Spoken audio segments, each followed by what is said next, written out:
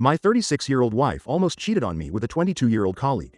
Now I don't know what to do. My wife and I have been together for nearly 2 decades, and last weekend, she went out for drinks with some friends. At some point during the night, she ran into a younger colleague from work.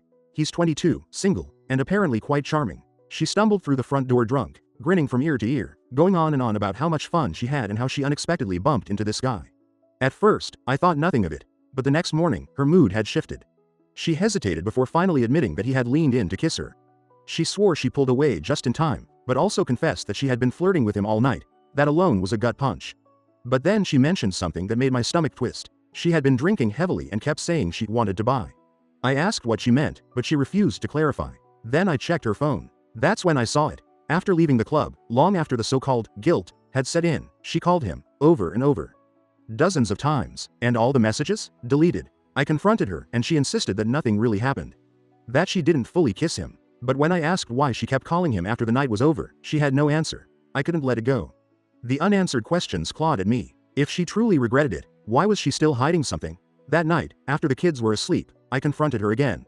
I told her I deserved the full truth. She hesitated. Her eyes darted around the room like she was searching for an escape.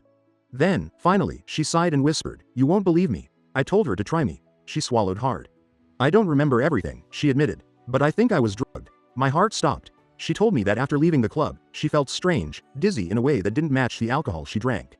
She barely remembered calling him. She thought she was leaving the club alone, but then flashes came back, him guiding her, whispering something. "I don't think I stopped him," she said, tears forming.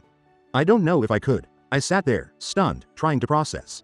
Was she telling the truth? Was this an excuse? Or had something far worse happened? Then she said something that changed everything. "His number wasn't saved in my phone." I frowned.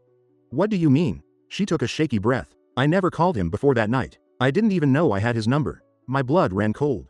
If she didn't have his number before, how did it end up in her call log? There was only one explanation. He put it there himself.